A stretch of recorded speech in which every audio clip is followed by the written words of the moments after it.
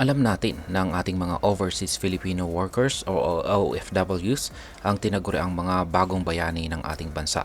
Sila po ang nagbibigay ng malaking ambag sa ekonomiya ng Pilipinas sa pamamagitan po ng kanilang remittances o perang ipinapadala sa kanilang pamilya dito sa ating bansa. Pero alam ba ninyo na maraming OFWs ang nakakaranas ng mataas na transaction fees at mabagal na pagproseso ng kanilang pera tuwing nagpapadala po sila mula abroad?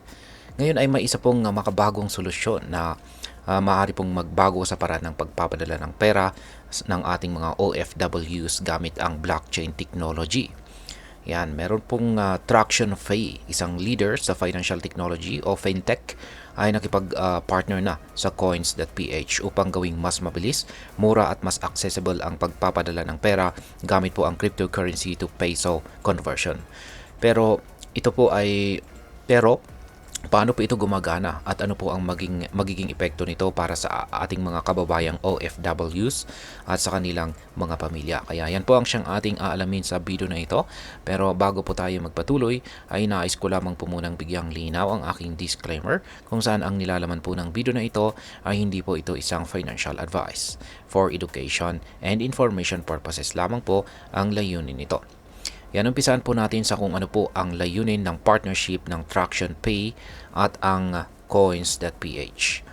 Ayan, ang pangunahing layunin po ng pagsasanib pwersa ng Traction Pay at saka Coins.ph ay gawing mas madali at mas epektibo ang crypto to peso transactions para sa ating mga kababayang OFWs. Sa pamagitan po ng blockchain technology, masisigurong ang pagpapadala ng pera ay may mas mababang transaction fees, mas mabilis na pagproseso at mas ligtas na transaction kumpara sa traditional na remittance services. Sa kasalukuyang sistema ay umaabot po sa 11% ang singil sa bawat remittance transaction. Pero sa bagong solusyon na ito, maaari po itong bumaba hanggang 1% lamang. Ibig sabihin ay mas marami pong natatanggap na pera ang pamilya ng mga OFW imbis na mapunta sa malalaking remittance companies bilang bayad sa fees. Kaya yan, maganda po yan. Ngayon ay paano po magiging mas mabilis ang pagpapadala ng pera gamit ang blockchain? Yan, isa sa mga pinakamalaking problema ng mga OFWs pagdating sa pagpapadala ng pera ay ang tagal ng proseso. Sa traditional na remittance system, maaring abutin ng hanggang 5 araw bago makarating ang pera sa pamilya na nagpapadala. Pero yan, sa pamilya po ng nagpapadala. Pero dahil po sa blockchain technology, ang remittance ay maaring makumpleto po sa loob lamang ng 5 minuto, yan, or 5 minutes. Oo, tama po ang narinig ninyo. Mula 5 araw, magiging 5 minuto na lamang ang pagproseso ng pera. Dahil dito, ang mga pamilya po ng OFWs sa malalayong probinsya ay hindi na po kailangang maghintay ng matagal o pumila pa sa mga remittance centers. Sa halip ay maaari na nilang matanggap ang pera sa kanilang mobile wallets o bank accounts sa loob lamang ng ilang minuto.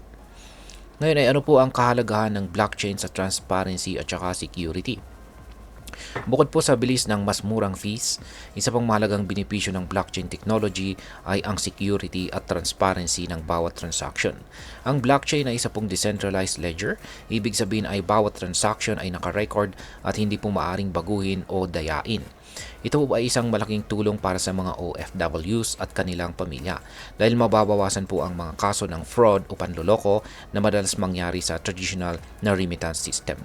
Makasisiguro ang nagpapadala at ang tumatanggap na ang pera ay ligtas at hindi nadadaan sa maraming third-party handlers. Ngayon ay paano po nito matutulungan ang mga rural banks, cooperatives at saka microfinance institutions?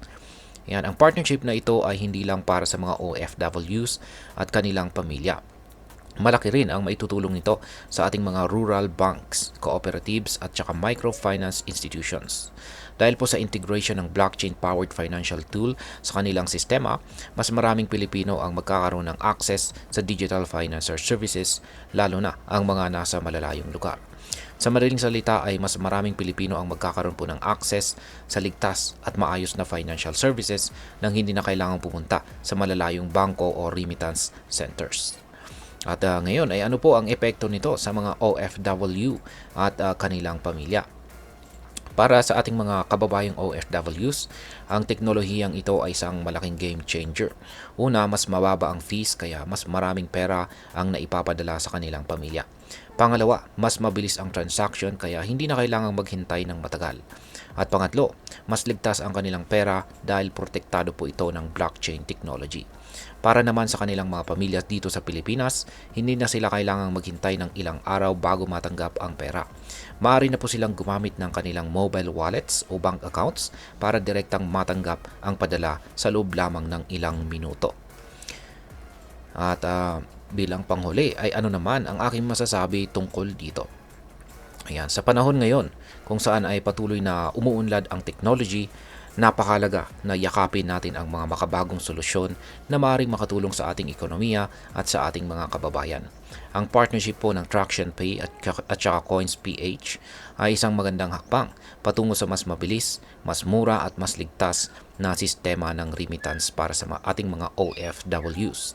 Isa rin itong patunay na ang blockchain technology ay hindi lang para sa trading o investments, kundi maaari rin itong gamitin upang mapabuti ang buhay ng maraming Pilipino.